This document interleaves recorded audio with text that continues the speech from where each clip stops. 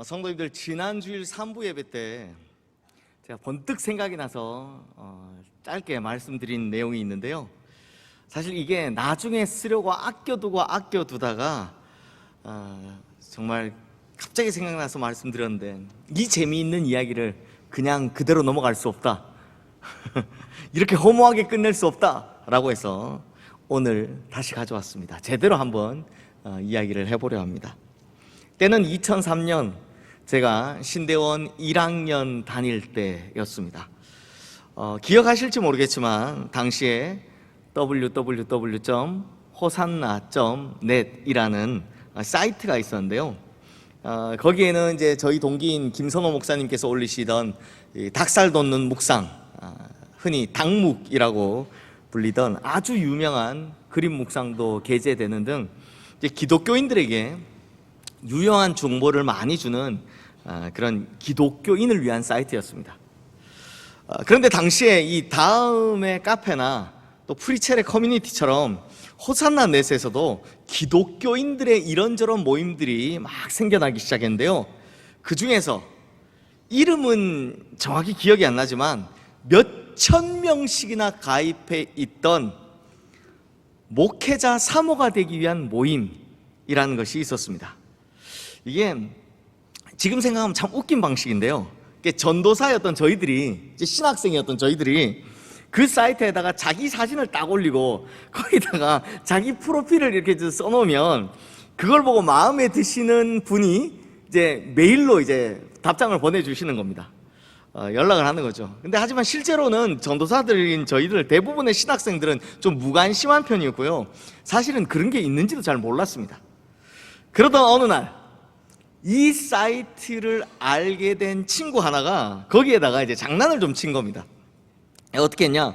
먼저 저희 동기 중에서 진짜 키도 크고 얼굴도 하얗고 멀끔하게 잘생긴 데다가 당시에 엄청 크고 유명한 교회의 전도사로 있었던 친구, 심지어 학벌도 그 유명한 서울대학교 졸업하고요, 이후에 유학을 가기로 준비하고 있던, 실제로 이후에 이 친구는 하버드로 유학을 갔습니다. 그야말로 스펙으로만 치면 최고인 그 친구의 사진을 딱 올려놓고 서울대 졸업했고 어느 교회 전도사고 현재 유학 준비 중이고 나중에 교수가 되길 꿈꾸고 있다, 이런 식으로 딱 글을 올린 겁니다. 그리고 바로 이어서 그 글 바로 이어서 어디 농촌에서 단기 선교하다 찍은 것 같은 완전 촌스럽게 나온 자기 사진을 딱 올려놓고, 저 아닙니다. 저 분명히 말씀, 저 아닙니다. 장난으로다가 자기는 시골 출신이고 부모님은 거기다 농사를 지으시는데 그래서 앞으로 자기는 농촌으로 내려가서 시골 목회하는 걸 꿈꾸고 있다, 사명으로 생각한다 라고 글을 딱 올린 겁니다. 이게 두 개가 연달아 있었거든요. 그랬더니 어떻게 됐느냐, 정확히 기억은 잘 안 나는데요, 첫 번째 친구에게는요 메일이 150통인가가 왔던 걸로 기억을 합니다. 하여튼 메일이 엄청나게 많이 왔습니다. 두 번째 친구에게는 몇 통 왔을까요? 한 몇 통 왔을까요? 빵통. 한 통도 안 왔습니다. 한 통도. 그래서 저희가 혀를 끌끌 차면서 아이고 진짜 저래놓고 사모하겠다고 라며 엄청 놀렸던 기억이 있습니다. 근데 성도님들, 여기서 끝나면 이 이야기가 재밌는 게 아니죠. 자, 성도님들, 독인 객인이라고 아십니까? 옛날 우리 성도님들 도찐 개찐이라고 하시던 독인 객인. 딱 2년 뒤에 이제 다들 졸업을 앞두고 전임 사역 나가야 되니까 자신들의 사역지 임지가 이제 걱정이 되기 시작하는 겁니다. 지금도 마찬가지지만 장로의 신학대학교 장신대 홈페이지에 가면 초빙 게시판이라고 있는데요, 거기에 이제 어느 교회가 어느 부서에 사람을 구한다라고 거기다 대부분 올려놓거든요. 그러면 이제 매일 아침 저녁으로 가서 그걸 이제 열어보는 겁니다. 그런데 어쩌다가 크고 유명하고 대우도 좋은 교회, 거기 가기만 하면 자기 스펙에 큰 도움이 될 것 같은 교회가 딱 뜨면 다들 이력서를 내놓고 그 장신대에 있는 기도탑으로 다 올라가는 겁니다. 그리고 기도하다가 맨날 첫날 이 찬양을 하는 거죠. 주님 내가 여기 있사오 나를 보내소서. 어디 보내달라는 겁니까? 그 크고 좋은 교회. 그런데 가끔 이런 게 뜰 때도 있습니다. 오지의 선교지 혹은 시골 교회가 이게 이렇게 재업을 하면서 이런 글을 쓸 때가 있습니다. 아무도 여기에는 지원을 하지 않습니다. 우리는 전도사님들이 오시기를 간절히 기다리고 있습니다. 그러니 제발 지원 좀 해주십시오. 지원만 하면 뽑겠다는 겁니다. 그렇게 간곡하게 요청 글을 올려놓으면 그걸 본 후에 또다시 기도탑에 올라가는 겁니다. 그리고 찬양을 하죠. 이번에는 이렇게요. 주님 제가 저기 있사오니 죄를 보내소서. 아니 오지의 선교지나 시골교회 사정을 들어보니까 마음이 아프긴 한 겁니다. 마음이 아프긴 한데 자기는 가기 싫으니까 뭐라고 한다고요? 주님 제가 저기 있사오니 죄를 보내소서. 나는 어디 가는 겁니까? 나는 이곳에 좋은 곳에 주님 여기는 내가 있사오니 나를 보내소서. 야, 그걸 보면서요 참 우리도 별반 다를 것이 없구나라는 생각을 하게 되었습니다. 보십시오. 다들 처음 소명 받았을 때는 아골골짝 빈들에도 복음 들고 가오리다. 소돔 같은 거리에도 사랑 안고 찾아가서 막 종의 몸에 있는 거 다 드리겠다고 해놓고선 막상 다치니까 죄다 현실 앞에 무릎 꿇는 거죠. 현실을 못 넘어가는 겁니다. 사실 저도 이런 말할 자격이 사실은 없습니다. 이 글을 쓰면서도 나도 이런 말할 자격이 없는데 싶더라고요. 왜냐하면 당시에 저는 우리나라에서 최고로 대우가 좋은 교회에, 그것도 마지막 학기가 시작되기도 전에 여름방학에 이미 그러니까 동기들 중에서 제일 첫 번째로 제가 이미 스카웃이 돼서 가는 바람에 저는 이런 걱정을 안 했었거든요. 전혀 안 하고 그냥 그 보면서만 있었거든요. 근데 아마 제가 그분들과 같은 처지였다면 저 또한 그러지 않았을까. 주님 여기는 내가 있으니 나를 보내소서 하고 여기는 제가 있으니 죄를 보내소서 하고 그러지 않았을까, 똑같이 그러지 않았을까 하는 생각이 듭니다. 그러면 성도님들, 도대체 왜 편하고 좋은 곳을 두고는 주님 내가 여기 있사오니 나를 보내소서라고 하다가 힘들고 어려운 곳을 두고는 주님 제가 저기 있사오니 죄를 보내소서라고 하는 걸까요? 이유는 딱 하나입니다. 하나님을 향한 믿음이 도전 정신으로 이어지지 않기 때문입니다. 즉 하나님을 믿고서 과감히 현실에 부딪히고 도전해보자 하는 마음이 부족하기 때문입니다. 왜 이렇게 말을 더듬죠? 성도님들, 사실 에스더서에서 가장 유명한 말이 이거죠. 죽으면 죽으리이다. 아마 에스더서 읽어보셨던 분들, 물론 지금 다 내용이 다 기억나지 않는다고 할지라도, 혹은 또 에스더를 다 읽어보지 않으셨더라도 에스더에 대해서 들어보신 분들이 계시다면 적어도 이 말 정도는 다들 아실 겁니다. 죽으면 죽으리이다. 그럴 수밖에 없는 것이 이 한마디가 사실상 에스더를 상징하는 명제니까요. 그러다 보니 문제는 죽으면 죽으리이다 라는 말에는 사실 특별한 해석이 없다라는 겁니다. 설교하기에 너무 힘듭니다. 왜냐하면 너무 명확하니까요. 해석으로 치면 지난주에 봤던 모르드게의 말, 이 때를 위함이 아닌지 누가 알겠느냐, 이게 훨씬 더 해석할 것이 많습니다. 왜냐하면 하나님의 섭리에 대한, 신정론에 대한 모르드게만의 특별한 관점이 신학적으로 잘 드러나니까요. 그러니까 설교하는 사람 입장에서는 모르드게 말이 훨씬 더 좋습니다. 반면 죽으면 죽으리이다 라는 말은 진짜 설교하기가 어렵습니다. 왜? 특별한 해석이 없거든요. 왜냐하면 메시지 자체가 워낙 명료하고 정확하기 때문입니다.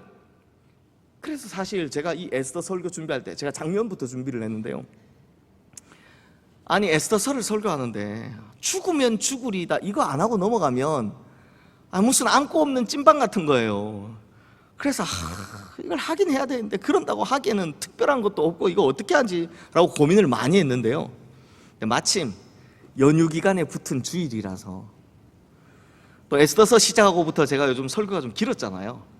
그래서 오늘은 좀 예전에 하던 대로 짧게 해도 괜찮겠다 라는 안도감과 함께 이 주제를 가져왔습니다. 아마 저보다 우리 성도님들 얼굴이 더 안도하시는 것 같아요.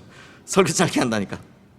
자, 하지만 성도님들, 죽으면 죽으리다 라는 이 한마디에는요, 해석은 간단하지만 간단한 만큼 명확하고 강렬한 메시지가 담겨져 있습니다. 그렇다면 성도님들, 죽으면 죽으리이다 라는 이 한마디에 담겨있는 메시지가 뭘까요? 바로 믿음은 도전이다 라는 겁니다. 믿음은 도전이다. 이제 에스더가 왕 앞에 나아가서 유다인들을 살려달라고 간곡하게 부탁할 겁니다. 그런데 뭐가 마음에 안 들었는지 전례 없이 30일 동안이나 자기들 찾지 않은 왕이 귤을 들지 않아서 죽임을 당할지도 모르죠. 그렇든지 말든지, 아니면 자신이 유다인이라는 걸 밝힘으로 왕 앞에서 그 즉시로 죽임을 당하든지, 뭐가 어떻게 되든지 간에 왕에게 가서 유다인들을 살려달라고 청해보겠다라고 하는 겁니다. 즉 목숨 걸고 도전하겠다라는 겁니다. 근데 성도님들, 여기서 알아야 할 우리가 중요한 내용이 하나 있습니다. 도전 좋은데요, 도전이라고 해서 무턱대고 그냥 덤비면 큰일 난다는 겁니다. 절대 그래서는 안 된다는 겁니다. 그럼 에스더는 어떻게 했는지 우리 16절 말씀 함께 읽겠습니다. 당신은 가서 수산에 있는 유다인을 다 모으고 나를 위하여 금식하되 밤낮 3일을 먹지도 말고 마시지도 마소서. 나도 나의 시녀와 더불어 이렇게 금식한 후에 규례를 어기고 왕에게 나아가리니 죽으면 죽으리이다 하니라. 자, 성도님들, 에스더가 어떻게 했다고 합니까? 3일간의 금식기도, 그리고 중보기도, 금식기도와 중보기도라는 이 두 가지의 무기를 가지고 하나님 앞에 나갔다라는 겁니다. 언젠가 제가 금식기도나 중보기도에 대해서 따로 자세히 설교할 날이 오겠지만, 지금 우리 성도님들께서 확실하게 기억하셔야 될 것은 금식과 중보라는 두 가지의 무기가 결국 믿음의 도전을 승리로 장식하는 가장 강력한 무기가 되었다는 겁니다. 결정적인 무기가 바로 금식과 중보였다는 겁니다. 우리 성도님들 꼭 기억하시길 바랍니다. 이제 다시 돌아와서 성도님들, 믿음은 원래가 뭐 하는 걸 말한다고요? 도전하는 걸 말하는 겁니다. 믿음의 성질 자체가 원래 도전하는 겁니다. 히브리서 11장 1절 말씀에 보면 믿음에 대한 정의가 나오죠. 믿음은 바라는 것들의 실상이라고 하고 또 보이지 않는 것들의 증거라고 합니다. 제가 예를 한번 들어볼게요. 성도님들, 우리가 보통 믿음이라고 말할 때 언제 가장 많이 씁니까? 예수 믿고 천국 간다, 이 말할 때 제일 많이 쓰지 않습니까? 예수 믿으면 천국 갑니다, 예수 믿고 천국 갑시다. 다 이때 믿음이란 말을 엄청 씁니다. 그러면 성도님들 한번 생각해 보십시오. 우리 성도님들 중에 예수님 직접 보신 분 계십니까? 예수님 직접 보신 분 계십니까? 없습니다. 예수님을 직접 보셨다면 지금쯤 연세가 한 2000살쯤 되신 거죠. 살아 계신 게 용한 연세입니다. 또 우리 성도님들 중에 천국을 직접 본 분 계십니까? 천국 없습니다. 천국 보셨다면 여기 계시면 안 되죠. 여기 계시면 이상한 거죠. 그런데도 우리는 예수님께서 지금도 여전히 살아계심을 믿고, 또 이 세상에 내게 정해진 날이 다 끝나면, 나의 수명이 다 끝나면 내가 갈 본향이 있다, 저 천국이 나를 기다리고 있다 라고 믿고 있습니다. 한 번도 본 적이 없는데 말이죠. 그런데도 믿는다고 합니다. 그것도 확실히 믿는다고 합니다. 왜요? 믿음이라는 것은 원래가 보이지 않는 것을 믿는 것이고, 믿음은 원래가 이루어지지 않는 것에 대한 도전이기 때문입니다. 그래서 예수님께서도 천국은 침노하는 자의 것, 즉 뺏는 자의 것, 그러니까 도전하는 자의 것이다 라고 말씀하신 겁니다. 그러니 성도님들, 한 번도 본 적이 없는 예수님을 믿고 한 번도 본 적이 없는 천국을 믿는 것, 이것만큼 큰 도전이 어디 있겠습니까? 그래서 믿음은 도전이다라는 겁니다. 믿음은 도전을 말하는 겁니다. 결국 믿음으로 도전해야만 승리를 쟁취할 수 있다라는 겁니다. 그러므로 성도님들, 우리의 믿음은요, 결국 천국을 향한 도전임과 동시에 에스더처럼 세상을 향한 도전이라는 것을 꼭 기억하시고, 진짜 도전하셔서 믿음의 도전으로는 천국을 쟁취하시고 세상에서의 도전으로는 승리를 쟁취하시는 믿음의 성도님들 되시기를 주님의 이름으로 축원합니다. 근데 성도님들, 이게 아멘은 쉬운데 잘 안 되죠. 왜 우리의 믿음이 도전으로 이어지지는 못할까요?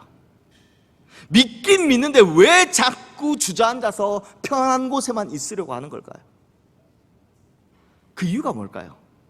왜냐하면 도전이라고 하면 우리 마음속에 두려움부터 생기기 때문입니다. 도전이라고 하면 과연 가능할까라는 의심부터, 걱정부터 생기기 때문입니다. 근데 성도님들, 전혀 그럴 필요 없습니다. 두려워할 필요도 없고 의심할 필요도 없고 걱정할 필요도 없습니다. 우리가 지난주에 본 13절 14절 말씀 우리 함께 읽어보겠습니다. 모르드게가 그를 시켜 에스더에게 회답하되 너는 왕궁에 있으니 모든 유다인 중에 홀로 목숨을 건지리라 생각하지 말라. 이때 내가 만일 잠잠하여 말이 없으면 유다인은 다른 데로 말미암아 노임과 구원을 얻으려니와 너와 내 아버지 집은 멸망하리라. 내가 왕후의 자리를 얻은 것이 이때를 위함이 아닌지 누가 알겠느냐 하니. 자, 보십시오. 모르드게가 에스더를 향해 한 말의 핵심이 뭔 말입니까? 바로 확신입니다. 확신한다라는 겁니다. 에스더야, 네가 이때 나서지 않으면, 왕후인데 네가 나서지 않으면 우리 다 죽는다야.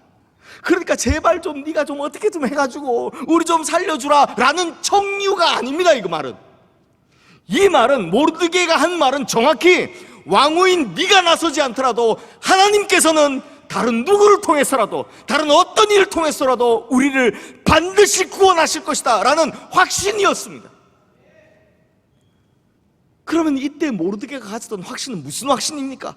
바로 하나님께서 우리를 반드시 구원해 주실 것이다, 하나님께서 반드시 우리를 지켜주실 것이다 라는 것에 대한 확신이었다라는 것. 그렇다면 성도님들, 우리가 두려움 없이 도전할 수 있는 근거가 뭡니까? 또한 하나님 앞에서, 세상 앞에서 당당히 나갈 수 있는 근거가 뭡니까? 바로 이 확신 때문이라는 겁니다. 그러면 무슨 확신을 가져야 되느냐? 성도님들, 로마서 8장 35절부터 37절 말씀에 보면 확신에 대한 이런 말씀이 있는데요, 우리 지금 화면에 뜬 이 말씀 함께 읽어보겠습니다. 누가 우리를 그리스도의 사랑에서 끊으리요? 환난이나 곤고나 박해나 기근이나 적신이나 위험이나 칼이랴. 기록된 바 우리가 종일 주를 위하여 죽임을 당하게 되며 도살할 양같이 여김을 받았나이다 함과 같으니라. 그러나 이 모든 일에 우리를 사랑하시는 이로 말미암아 우리가 넉넉히 이기느니라. 성도님들, 우리가 살아가는 동안 그 누구라도 피해갈 수 없는 환난이 있기 마련입니다. 사실 그렇지 않은 사람 이 세상에 아무도 없습니다. 그렇지 않은 사람 이 세상에 그 누구도 없습니다. 다 환난이 있고 고난이 있고 어려움이 있습니다. 특히나 믿음으로 도전하는 자에게는 공고나 박해나 기근이나 적신이나 위험이 반드시 있기 마련입니다. 하지만 37절 말씀 보십시오. 분명히 이렇게 시작합니다. 그러나 성도님들, 그러나라는 것은 이제 반전이 일어난다라는 겁니다. 그러면 무슨 반전이 어떻게 일어난다고 합니까? 이 모든 일에 우리를 사랑하시는 이, 즉 하나님으로 말미암아 우리가 넉넉히 이기느니라. 즉 믿음으로 도전하는 이에게는 때론 공고나 박해나 기근이나 적신이나 위험이 있을지언정 믿음으로 도전하는 이는 반드시 하나님으로 말미암아 넉넉히 이기게 될 것, 그 대반전이 기다리고 있다라는 겁니다. 그러나의 반전이 기다리고 있다라는 겁니다. 그러니 성도님들, 믿음으로 도전하는 성도는 그러나가 있는 인생을 살아가게 되어 있습니다. 믿음으로 도전하는 성도는 하나님의 대반전이 있는 인생을 살아가게 되어 있습니다. 그런데 왜 자꾸 그러나가 없는 인생처럼 좌절하고 낙심합니까? 왜 자꾸 그러나가 없는 인생처럼 도전할 생각도 없이 그냥 그 자리에만 머물러 있습니까? 그런 성도님들, 죽으면 죽으리이다라고 믿음의 도전을 했던 에스더에게 보이지 않는 하나님께서 친히 지켜주시고 대반전의 역사를 일으켜 승리하게 하신 것처럼 이 세상 속에서 믿음으로 도전하는 우리 역시 보이지 않는 하나님께서 친히 지켜주시고 넉넉히 이기게 하실 줄로 믿습니다. 그러니 우리 성도님들, 믿음으로 도전하는 나를 하나님께서는 반드시 지켜주신다는 것과 반드시 승리하게 하신다는 것을 꼭 믿고 과감하게 도전하시는 믿음의 성도님들 되시기를 주님의 이름으로 축원합니다. 이제 말씀을 마무리하겠습니다. 성도님들, 뉴질랜드 출신의 에드먼드 힐러리라는 산악인이 있습니다. 산 좀 타보신 분들은 이 이름을 잘 아실 텐데요. 이분은 어린 시절에는 또래들보다 너무 왜소한 몸을 가져가지고요, 밖에 나가서 친구들하고 잘 어울려 놀지는 못하고 그냥 집에서 혼자 책만 많이 읽었다고 합니다. 그런데 이게 몸이 약해서 직접 뛰지는 못하지만 책 안에서 막 재밌는 것들이 많으니까 막 공상을 하고 상상을 한 겁니다. 특히나 모험을 즐기는 상상을 많이 했다고 합니다. 그러다 나중에 이 왜소한 몸을 좀 극복하기 위해서 복싱을 배웠는데요, 그래서 건장한 몸이 이제 되니까 자신감이 생기는 거죠. 그 자신감이 생기니까 무슨 생각을 합니까? 내가 머릿속에서만 모험을 즐기지 말고 진짜로 모험을 한번 해봐야 되겠다 라고 생각한 겁니다. 그리고는 이제 등산을 시작하게 되는데요, 막 유명한 산들, 험하다는 산들을 막 올라가기 시작하는 겁니다. 그렇게 계속해서 도전을 하다 1952년에 결정을 합니다. 뭘 결정하냐? 세계에서 가장 높은 산 에베레스트 등정을 도전해 보겠다. 그리고 에베레스트 산을 오르는데 참 안타깝게도요, 정상을 240m면 저기 정상이 보일 거 아니에요. 딱 240m 남겨놓고 악천후로 인해서 죽을 뻔한 고비를 넘기다 겨우겨우 하다 결국 안 돼서 하산을 하게 됩니다. 240m 남겨두고. 근데 보통 사람 같으면 무슨 생각합니까? 도전에 실패했다라는 절망감에, 혹은 정말 내가 까딱하면 죽을 뻔했다라는 두려움에 다시는 이 산을 쳐다보기도 싫을 텐데, 이 에드먼드 힐러리는요, 내려오는 중에 뒤를 돌아서 그 에베레스트 산을 향해 진짜 유명한 말을 남깁니다. 이렇게 말합니다. 에베레스트 산이여, 너는 더 이상 자라지 못할 것이다. 하지만 나는 더 자라고 더 성장해서 다시 도전할 것이다. 그 말 그대로 1년 뒤 1953년 5월 29일 에드먼드 힐러리는 드디어 세계 최고봉 에베레스트를 세계 최초로 정복하게 됩니다. 그러니까 세계 최초로 에베레스트 산을 등정한 사람이 누구다? 바로 이 에드먼드 힐러리, 그 약골이었던 에드먼드 힐러리였다는 겁니다. 그러므로 성도님들, 이렇듯 목표가 이루어지기까지, 특히 나를 향한 주님의 뜻을 이루기까지 도전하고 또 도전하고 끝까지 도전하는 모습, 이것이 바로 우리가 천국에 이르는 여정에서 보여야 하는 믿음의 모습인 거고, 또한 이 세상을 살아가는 여정에서 가져야 하는 믿음의 모습이다라는 겁니다. 그러므로 성도님들, 믿음을 가졌다면 당연히 반드시 도전해야 합니다. 왜냐? 도전하는 인생만이 끝까지 변질되지 않기 때문입니다. 도전하는 인생은 절대 뒤로 물러나 침륜에 빠지는 법이 없기 때문입니다. 그렇게 도전해야만 끝까지 천국에 이르기까지 이루어낼 수 있기 때문이다라는 겁니다. 그러니 우리 성도님들, 하나님에 대한 확신 가지고 과감히 죽으면 죽으리이다 라는 각오로 승리의 그날을 얻기까지 끊임없이 도전하는 우리 모든 성도님들 되시기를 주님의 이름으로 축원합니다. 그러면 주님께서 친히 도우시고 지켜주실 뿐만 아니라 결국에는 주님으로 말미암은 그러나의 대반전의 승리가 에스더에게 이루어진 것처럼 우리에게도 이루어지게 될 줄로 믿습니다. 기도하겠습니다. 하나님 아버지, 우리에게 믿음의 도전 정신이 일어나게 하여 주시옵소서. 사라졌던 믿음의 야성 또한 다시 회복되게 하여 주시옵소서.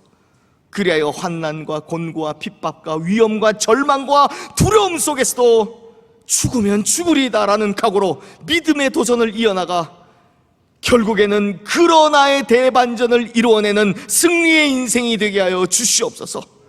그래야 이 세상에서는 하나님의 뜻을 이루어내고 저 천국도 결국에는 쟁취해내는 믿음의 인생이 되게 하여 주시옵소서. 어떤 상황에서도 우리로 넉넉히 이기게 하시는 우리 주 예수 그리스도의 이름으로 기도드리옵나이다. 아멘.